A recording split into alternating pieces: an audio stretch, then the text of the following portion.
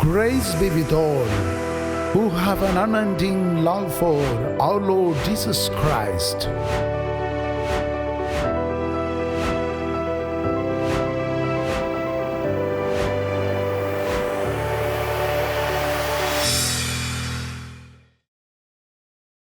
कुछ दिन पहले मैं किसी से बात कर रहा था, मेरे से मिलने आए थे और उन लोगों ने कहा, फादर बहुत बड़ा प्रॉब्लम है।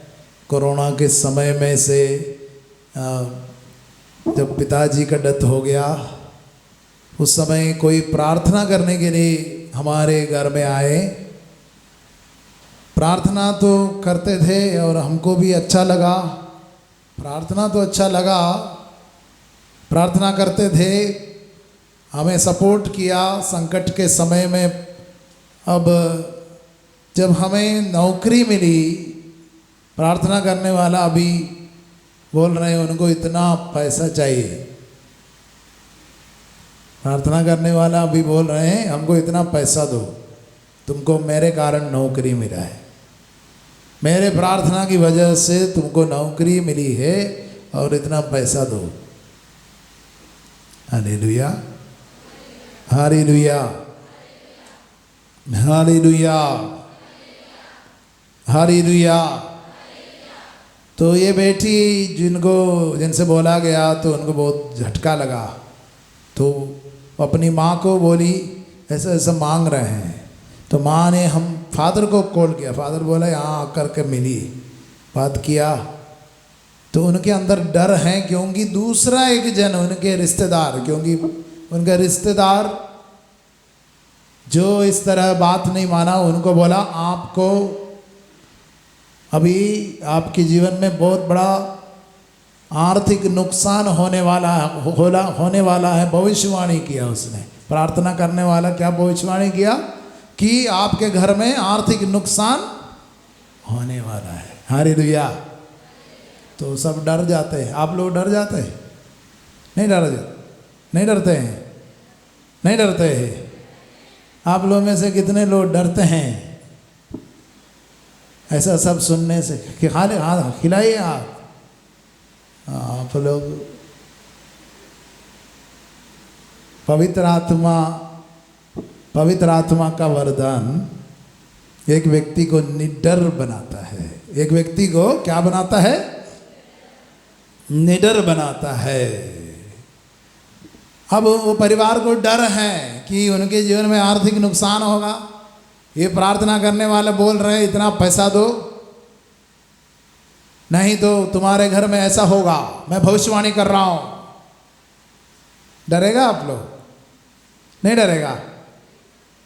पूरा आप लोग डरपोक लोग मेरे सामने बैठे हुए, हम जानते हैं, फिर भी हम आपको पूछ रहे हैं। आप लोग बहुत डरने वाले लोग हैं, थोड़ी सी बात पे डर जाते हैं।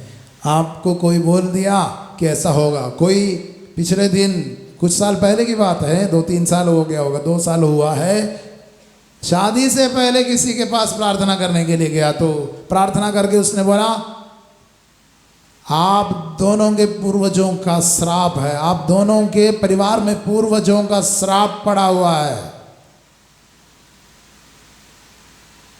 तो उन लोग पूछे क्या करें? हम लोग तो क्या करें, पूर्वजों का श्राप हो गया तो हम क्या करें?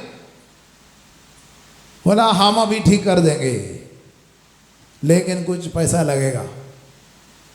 ठीक है, कितना पैसा लगेगा? वो भी ठीक करके शादी तो हम लोग करेंगे, क्योंकि उन लोग एक दूसरे को पसंद करते थे।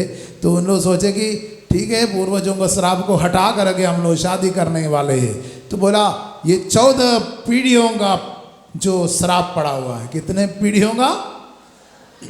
तो कुछ पैसा लगेगा। उन लोग सोचा 14 पीढ़ी मतलब दोनों को मिला करके माने 200 रुपया दे देंगे सोचे थे। तो उसने बोला एक एक दिन का 1-1 रुपया लगेगा, 1-1 दिन का 1-1। तब हिसाब लगा करके हजारों की बात कर रहे हैं, और बोला दोनों तरफ से लगेगा। हालेलुया। अब कितना हो गया? डबल हो गया। हालेलुया, यीशु की स्तुति हो। अच्छा, ये श्राप पड़ा रहेगा तो क्या होगा? प्रार्थना करने के लिए इन लोग दोनों गए थे, वहां पर उन लोगों को ऐसा फंदे में फंसा दिया, वहां से निकल भी नहीं जा पा रहे हैं, भाग भी नहीं पा रहे हैं। शराब लेकर कहाँ भागेंगे? घर जाएगा तो भी आ जाएगा ना, नहीं आएगा। ये शराब के बारे में पता चल गया और पूछा, ये नहीं करेगा तो क्या होगा? बच्चा नहीं होगा, शादी होगा लेकिन बच्चा। हालेलुया। उन लोग वहाँ से फ़ोन किया, एक फ़ोन करने का परमिशन मांगा कि फादर को फ़ोन किया, पूछा फादर ऐसा ऐसा बोल रहे हैं। मैंने बोला चुपके से गाड़ी पकड़ के इधर तक आओ, 300 रुपया ही लगेगा। हालेलुया, आपको वहाँ से इधर आ जाइए। हमने उसको चुपके से बुला लिया। उधर ज़्यादा सुनेगा तो और दिमाग खराब हो जाएगा उनका, और जल्दी बुलाया। बोला शराब सब मेरे ऊपर है, आप लोग चिंता मत करो। उनको प्रार्थना करके भेज दिया, शादी हो गया, बच्चा को लेकर के आया था। Hallelujah, hallelujah. भाई और बहनों, ये जो धमकी दे रहे हैं पवित्र आत्मा के नाम पर, जो पैसा मांग रहे हैं और भाई में आपको बांधना चाहते हैं, आपको भाई के अधीनता में रखना चाहते हैं, वो कलीसिया का हिस्सा नहीं है। उनको कलीसिया से कोई संबंध नहीं है। वो पवित्र आत्मा से कोई संबंध नहीं रखता है। हम जानते हैं पवित्र आत्मा शिष्यों के ऊपर आया, वे निडर हो गए। निडर, पहली बात आपको निडर होना पड़ेगा, तभी प्रार्थना करने वाला सबक सीखेगा। अगर आपके अंदर डर है, उन लोग वो पैसा आपके डर को बेच करके उन लोग पैसा कमाएगा और आपका जेब खाली कर देगा। Hallelujah, hallelujah. आपको कलीसिया क्या है समझना है। कलीसिया के विषय में आपको समझना है। कलीसिया के विषय में जब आपके अंदर ज्ञान नहीं है, आपको केवल पूर्वजों के श्राप के बारे में, आपको बंधन के बारे में, आपको कुछ ऐसी बातों के विषय में, आर्थिक उन्नति, इसी के बारे में बता करके आपको धोखा देता रहेगा। हमेशा हमेशा आपको, आने वाले पीढ़ी को ये भाई के गुलामी में रख करके लो आपका शोषण करता रहेगा। ये कलीसिया नहीं है। Hallelujah, hallelujah. इसलिए आपको परखना पड़ेगा, आप कहाँ जा रहे प्रार्थना करने के लिए, किसको बुला रहे प्रार्थना करने के लिए, वो क्या बता रहे, ये सब आपको परखना पड़ेगा। कब आप परखेंगे, कब आप मैच्योर होंगे।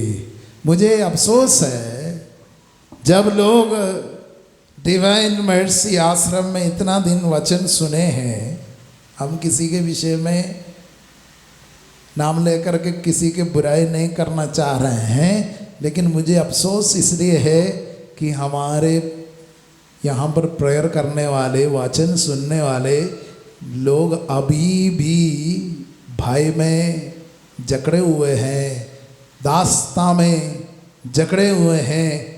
उनके अंदर निडरता का, फियरलेसनेस, निडरता का आत्मा का संचार नहीं है। आपको निडर होने का अभिषेक नहीं मिला है, आपको निडर होना है। क्या आपको निडर बनाएगा? आपको क्या निडर बनाएगा? निडर क्या बनाएगा? कौन कैसे बनाएगा आपको? प्रार्थना करने से निडर हो जाएगा आप प्रार्थना करेंगे तो निडर हो जाएगा, हो जाएगा। मैंने ऐसे ही लोगों को देखे हैं, प्रार्थना करते करते इतना डर गए कि पागल हो गए हैं। अरे दिया, बहुत लोगों से हम मिले हैं, प्रार्थना करते करते पागल हो गया, भयभीत हो करके, डर करके पागल हो गया। क्यों? प्रार्थना करने से नहीं होगा, आपको समझना पड़ेगा, ईश्वर को जानना पड़ेगा, आपके विश्वास को समझना पड़ेगा, आप कैसे क्यों बुलाए गए हैं समझना पड़ेगा, तब आप निडर हो जाएंगे। ये ज्ञान आपको चाहिए, ज्ञान मिलेगा तो आप निडर हो जाएंगे। हालेलुया, जोर से बोलिए hallelujah, hallelujah, hallelujah, hallelujah, hallelujah, hallelujah. मैंने अनेक लोगों को रांची में सुना है कि गिरजाघर है, आपका पैरिश है, मिस्सा बलिदान हर सप्ताह में हर रोज होता है, आप वहाँ से सब हटते हटते कोई गीत गा रहे हैं, स्तुति कर रहे हैं, कुछ वचन सुना रहे हैं, उनके पास भाग जाते हैं, उनके पास भाग जाते हैं, वहाँ से कुछ कुछ बात सुन करके आते हैं और उसके अनुसार सोचते हैं और उसके अनुसार आचरण करते हैं। ये आपके लिए और आपके परिवार के लिए, आने वाले पीढ़ी के लिए लाभदायक नहीं होगा, आपका निर्माण नहीं, आप बिखर जाएंगे। क्योंकि अधिकांश लोग जो इस तरह प्रेयर करते हैं, आपको डर में, भय में, दास्ता में रखना चाहते हैं और आपको उनके अनुयायी बनाना चाहते हैं और आपके द्वारा आर्थिक लाभ उठाना चाहते हैं। इसलिए वो बेटी समझ नहीं पा रही थी, वो कह रही थी फादर, वो प्रेयर किया, उसके बाद थोड़ा सा अच्छा लगा, फिर पापा का डेथ के बाद भी फिर मेरी नौकरी लगी। मैंने पूछा आप कहाँ पढ़ाई की? बहुत ही अच्छे एक कॉलेज में पढ़ाई की हैं, उसको नौकरी लगना ही था, लगना ही था, बहुत ही नामी अच्छे कॉलेज में पढ़ाई के पढ़ने में भी ठीक थी, नौकरी लगी। और देखिए अब प्रेयर करने वाला दावा कर रहे मेरी प्रार्थना की वजह से हुआ है, अगर तुम ऐसा नहीं करेंगे तुमको नुकसान होगा। ये पवित्र आत्मा है, पवित्र आत्मा है। फिर कौन सा आत्मा है? कौन सा आत्मा है? नहीं, उसका नाम क्या है? वो है लालच की आत्मा है। लालच की, बहुत बड़े लालच की आत्मा है। वो आत्मा से प्रेरित हो करके बोल रहा है। अगर ऐसा कोई व्यक्ति इस तरह का काम कर रहा है तो मेरी बात सुन लीजिए कि आप लालच की आत्मा से प्रेरित हो करके कर रहे हैं। आपकी प्रार्थना, आपकी मेहनत, ये सब ईश्वर के राज्य के निर्माण के लिए नहीं, लोगों को गुलामी में बांध करके रखने के लिए, लोगों को भय में बांध करके रखने के लिए, लोगों को लूटने के लिए आपके अंदर लालच काम कर रहा है। ये सबसे बड़ी मूर्ति पूजा है, ये सबसे बड़ी मूर्ति पूजा है, सबसे बड़ी मूर्ति पूजा है। Hallelujah, hallelujah, hallelujah. हो सकता है उन लोग बाइबल लेकर के गीत गा रहे, यीशु का फैन क्लब होगा, फैन एसोसिएशन होगा, उन लोग यीशु के नाम पर कर रहा होगा, यीशु के नाम पर ये सब कर रहे होंगे। यीशु के नाम पर, अगर यीशु का नाम काफ़ी नहीं है, माँ मरियम का भी नाम ले करके करने वाले होंगे। लेकिन उनका सोच विचार, उनका प्रेरणा स्रोत वो पवित्र आत्मा नहीं है, वो ईश्वर का आत्मा नहीं है, वो कलीसिया से उनको कोई रिश्ता नहीं है, कोई रिश्ता नहीं है। वो भड़का रहे हैं और आपको भय में बांध करके रखना चाहते हैं। ईश्वर का आत्मा के विषय में संत पौलुस रोमियों के नाम पत्र में लिखते हैं, आप लोगों को दासों का मनोभाव नहीं मिला है, आप लोगों को दासों का मनोभाव नहीं मिला है, जिससे प्रेरित होकर आप फिर डरने लगे, आप फिर डरने लगे, बल्कि आप लोगों को गोद लिए गए पुत्रों का मनोभाव मिला है, जिससे प्रेरित होकर आप पुकार करके कहते हैं, अब्बा हे पिता, आप पुकार करके क्या कहते हैं? अब्बा। जो लोग ऐसा समझाते हैं कि 14 पीढ़ी का श्राप आपके ऊपर है, वो प्यार से प्रेरित होकर के अब्बा बुला पाएंगे? बुला पाएंगे? वो डर के मारे कुछ कुछ बोलेगा, प्रभु बचाइए, हमारे ऊपर 14 पीढ़ी का माने श्राप पड़ा हुआ है, हम तो बंधे हुए हैं, हम लोग ऐसा है, हम क्या करें?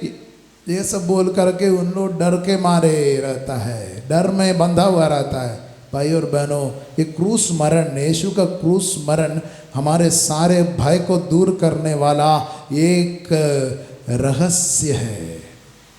हमारे अंदर से सारा भय हट जाने का रहस्य क्रूस मरण है। हमारा ईश्वर मरण तक, हाँ क्रूस मरण तक, मरण तक, हाँ क्रूस मरण तक अपने को छोटा बनाकर, अपमानित करके हमें प्यार किया है और जी उठा है। हमारे अंदर से ईश्वर सारा भय दूर कर देता है। ये मृत्यु के द्वारा हमारे अंदर से हर प्रकार के भय को से हमको मुक्त करता है और निडर बनाता है। हालेलुया, जोर से बोलिए हालेलुया, हालेलुया। पेतरुस और उनके साथी, यीशु के शिष्य लोग यीशु के मृत्यु के बाद भी बंद कमरे में बैठा हुआ था, क्योंकि उन लोग क्रूस मरण को समझ नहीं पा रहे थे। पवित्र आत्मा उनके ऊपर आकर के क्रूस मरण का रहस्य उनको समझाता है, क्रूस मरण का रहस्य समझाता है और उनके अंदर से हर प्रकार के भय दूर जाता है और निडर होकर के वो बंद कमरों से बाहर निकलता है, निडर होकर के निकलता है, एकदम फियरलेस होकर के बाहर निकलता है। Hallelujah, hallelujah, hallelujah, hallelujah, hallelujah. यदि आज तक आपके अंदर डर बना हुआ है, आप भयभीत होकर के जीवन बिता रहे हैं, आप भय में बंधा हुआ है, आपको दुष्टात्मा से डर है, आपको हर प्रकार के दुष्टात्मा से आपको डर है और आपको कोई डरा सक रहे हैं, आपको कुछ धमकी दे करके डरा रहे हैं, तो आप क्रूस मरण को नहीं समझ पाए हैं। ईश्वर की आत्मा के अभिषेक से आपको भय से मुक्ति नहीं मिली है, इसलिए आप अभी भी डरे हुए हैं। किसी की बात सुन करके आप डर रहे हैं, आपको आर्थिक नुकसान होगा सोच करके, या बच्चा नहीं होगा, या बच्चे को कुछ हो जाएगा, ये भी बोल करके आपको डरा पा रहे हैं, कोई आपको धमकी दे रहे हैं और आप उनके ही बातों में बने हुए हैं। तो आप पवित्र आत्मा का सामर्थ्य, ये इसमें आपको आगे बढ़ना है, वो सामर्थ्य का ज्ञान प्राप्त करना है। हालेलुया। अभी पेंतकोस्त के लिए कलीसिया पेंतकोस्त पर्व मनाने जा रहे हैं, पेंतकोस्त पर्व की तैयारी कर रहे हैं। आपको जांच करना है, आपके अंदर डर है या ईश्वर का प्रेम है? ईश्वर का प्रेम का ज्ञान है या अभी भी पूरा पूरा डर है? हालेलुया, जोर से बोलिए हालेलुया, हालेलुया, हालेलुया। यीशु की स्तुति हो, यीशु की आराधना हो। Hallelujah, hallelujah, hallelujah.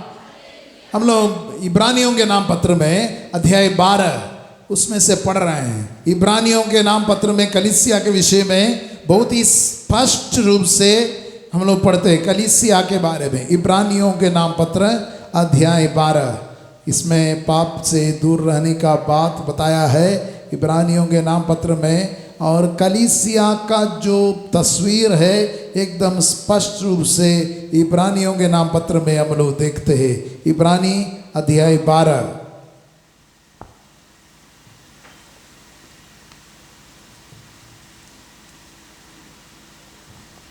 इब्रानी अध्याय 12 पद संख्या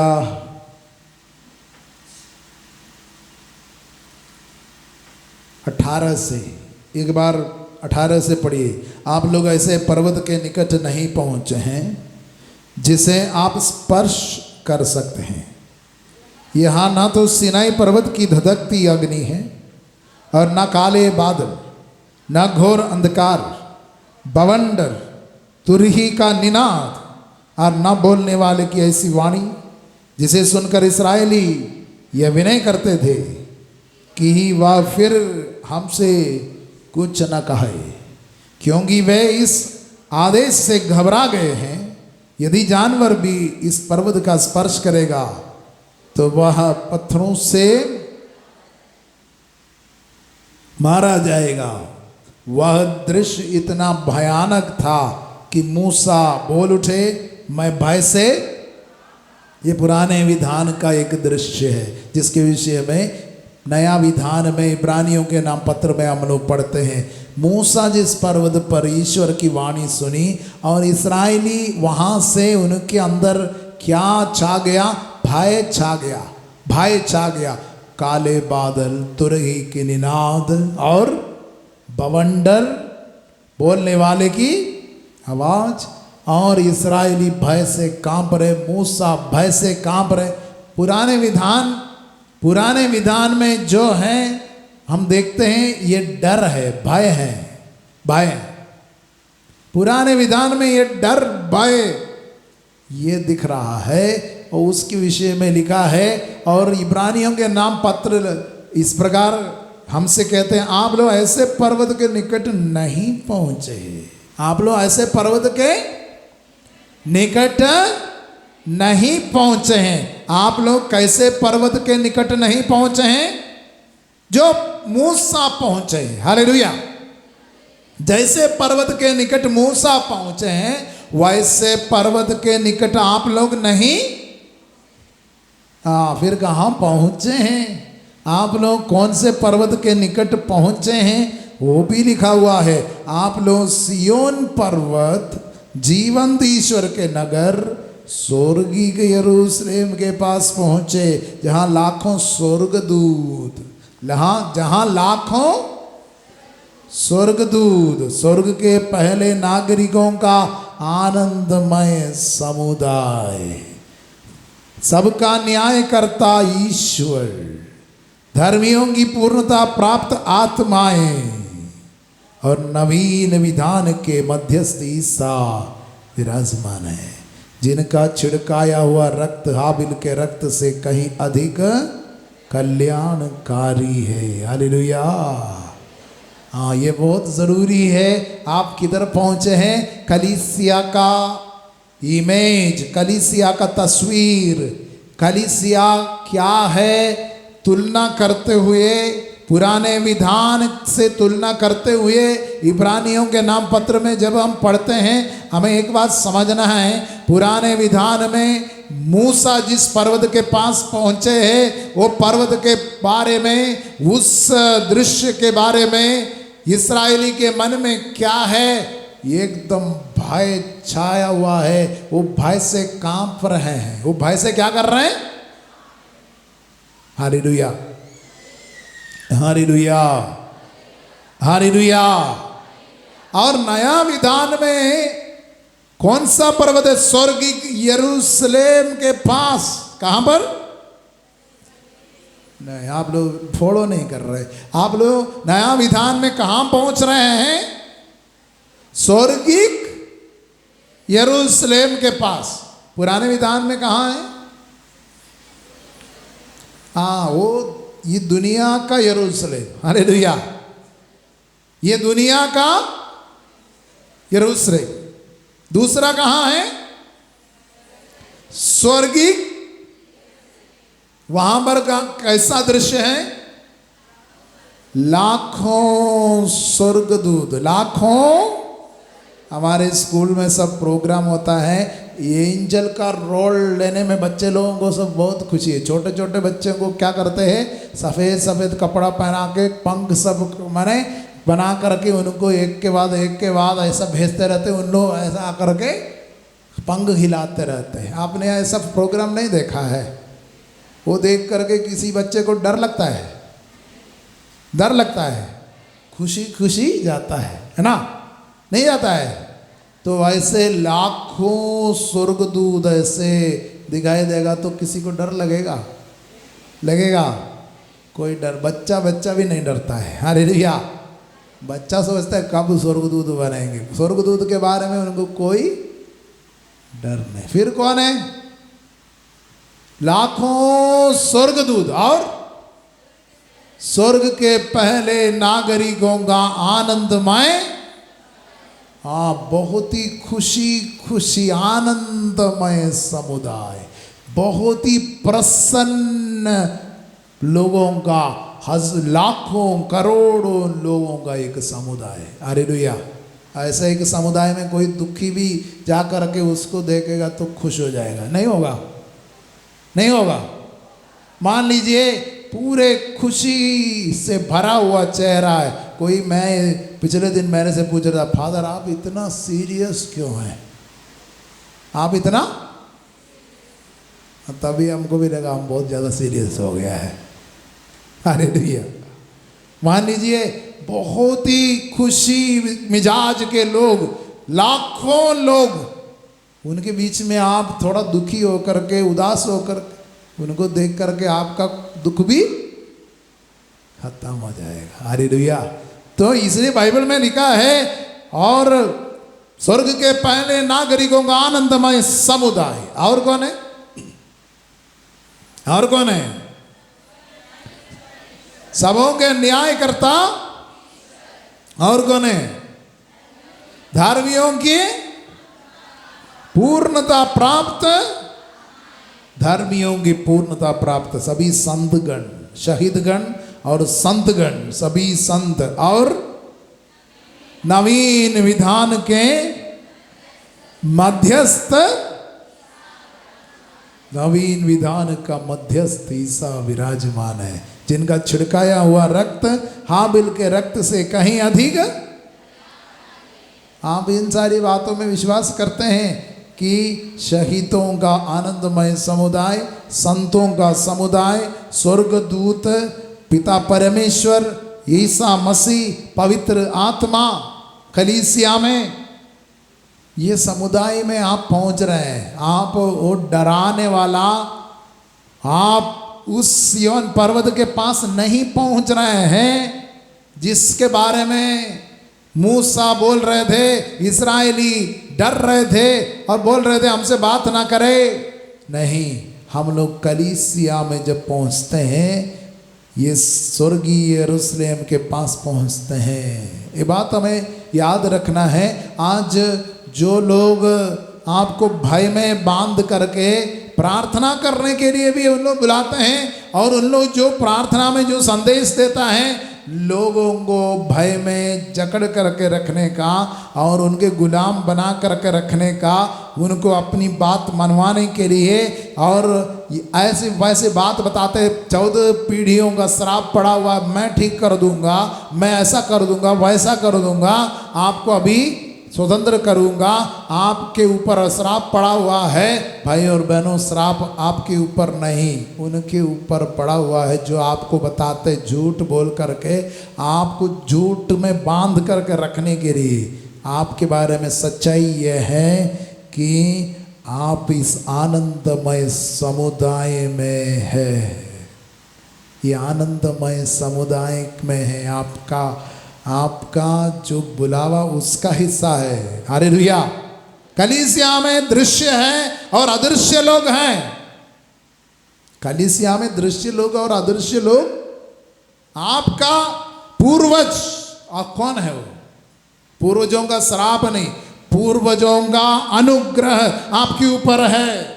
ये आनंदमय समुदाय जो शहीद लोग हैं, जिसके विषय में इब्रानियों के नाम पत्र में लिखा है, स्वर्ग के पहले नागरिकों का आनंदमय समुदाय, उसके पास आप पहुंचते हैं। वो कौन है? शहीद लोगों का वो आनंदमय समुदाय, पहले नागरिक, स्वर्ग के फर्स्ट सिटीजन्स ऑफ हेवन। वो कौन है? वो शहीद है। कौन है? कौन है? कौन है? हाँ, शहीद लोग। हमारे झारखंड में एक शहीद है, कौन है वो? उसके विषय में जानते हैं आप? इधर दंगा हुआ था बहुत साल पहले, झारखंड बिहार तरफ सब बहुत ऐसे दंगा हुआ था। उस समय वो फादर थे, हमारे सिमडेगा तरफ से एक फादर थे, वो दंगा लोगों को शांत करने के लिए निकला था। उनका भी लंबे लंबे दाढ़ी सब था, लेकिन वो भी मारा गया। उसका नाम आप जानते हैं? आपको क्या मालूम है? आपको 14 पीढ़ियों के श्राप के बारे में बहुत लोग बोला, वो याद है। यहाँ पर कौन शहीद है उसका नाम ही आप नहीं जानते। आपका ज्ञान माने गलत डायरेक्शन में जा रहे हैं। आपको जो जानना है वो आप नहीं जानते। बाइबल में कलीसिया के विषय में, आपके पूर्वजों के बारे में, आपके ऊपर जो अनुग्रह है उसके विषय में आपको ज्ञान नहीं है। कोई प्रेयर करने वाले बाइबल खोल करके झूठ बोलता है, वो सब आप याद रखते हो, सच्चाई आप याद नहीं रखते हैं।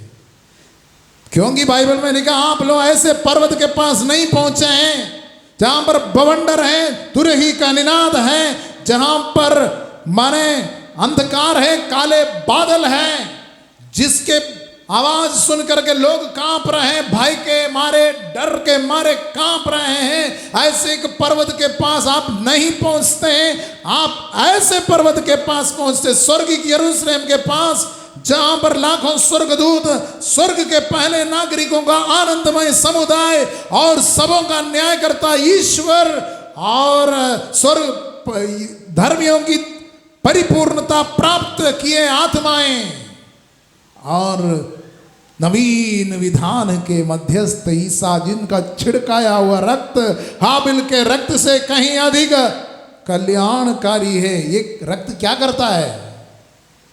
ये रक्त हाबिल के रक्त से कहीं अधिक कल्याण। हाबिल का रक्त निर्दोष रक्त है, लेकिन वो प्रतिशोध के लिए पुकार रहा है। बाइबल बताती है प्रतिशोध के लिए पुकार रहा है, लेकिन यीशु का रक्त दया के लिए पुकार रहा है। हालेलुया! यीशु का रक्त में कोई प्रतिशोध नहीं है, बल्कि दया है। हालेलुया! तो हमें डराने वाली कोई बात यहाँ नहीं है। यही बताने के लिए इब्रानियों के नाम पत्र में ऐसा लिखा हुआ है, इसमें डर की बात नहीं, प्रेम है, ये आनंदमय। आपका पूर्वजों का अनुग्रह है आपके ऊपर, श्राप नहीं। हालेलुया! ये संतों के सहभागिता है आप, इसलिए बाइबल में लिखा है आप संतों के सह नागरिक हैं और ईश्वर के घराने के सदस्य हैं। आपके ऊपर कैसे श्राप पड़ेगा? आप संतों का कौन है? आप संतों के कौन है? आप संतों के कौन है? सह नागरिक। आप संतों के कौन है? सह मतलब क्या है? सह नागरिक मतलब क्या है? संतों के आप सह नागरिक हैं और ईश्वर के घराने के सदस्य। और आपके ऊपर प्रार्थना करने वाले अज्ञानी लोग या छल कपट से भरे हुए कोई आपको बताते आपके ऊपर 14 पीढ़ी का श्राप है, अभी मैं ठीक कर दूंगा, और आप उसी के ऊपर विश्वास कर बैठते हो। आपका अस्तित्व संतों के सह नागरिक, आपका आधार कार्ड, आपका आईडी कार्ड आप भूल गए हो, आप उसको स्वीकार नहीं करते हो। कोई प्रार्थना कर दिया, बोल दिया, कुछ बोल दिया, आप उस पर सोचने लगा, डरने लगा, और आप उनकी धमकियों पर ध्यान देने लगा। आप इतने बड़े डरपोक है। हालेलुया! आप लोगों में अनेक लोग अपने घर में लोगों को प्रार्थना के लिए इसलिए बुलाते हैं कि आप डरते हैं। आप डरते हैं इसलिए प्रार्थना के लिए बुलाते हो। आपके हृदय में ईश्वर का प्रेम का ज्ञान, आपके हृदय में ईश्वर का प्रेम का ज्ञान कहाँ तक पहुंचा है? अब तक ईश्वर का प्रेम का ज्ञान की वृद्धि नहीं हो रहा है, भय बढ़ रहा है, कहीं मेरा नौकरी तो ना चला जाए, मेरे बच्चे के ऊपर कुछ हानि ना हो जाए, मेरा जो माने ऊपर कोई आर्थिक संकट ना आए, मेरा जो कोई माने कर्ज ना आए, मेरे ऊपर ऐसा कोई विपत्ति ना आए। ये सब चीज़ों से डर करके आप प्रेयर करवाते हो, प्रेयर के लिए बुलाते हो। आप ईश्वर के प्रेम को समझ नहीं पा रहे। आप क्रूस को देखते हैं, पहनते हैं, मगर वहां से कोई ज्योति आपको नहीं मिली है। हालेलुया। निडरता की जो ज्योति है वो बहुत जरूरी है। निडरता, फियरलेसनेस, इसके विषय में बाइबल बताती है। Hallelujah, hallelujah, hallelujah. यीशु की स्तुति हो। आपके अंदर अगर डर बना हुआ है, डर आपके अंदर पहले से है, आपके घर में इन सारी बातों की चर्चा है, सुनी है, माता पिता के द्वारा सुने हैं, वो डर बना हुआ है, वो डर को ईश्वर का प्रेम बाहर निकालेगा। क्योंकि योहन अपने पहला पत्र में इस प्रकार कहता है, पूर्ण प्रेम भय को बाहर निकालता है। पूर्ण प्रेम भय को बाहर निकालता है। Perfect love cast out fear.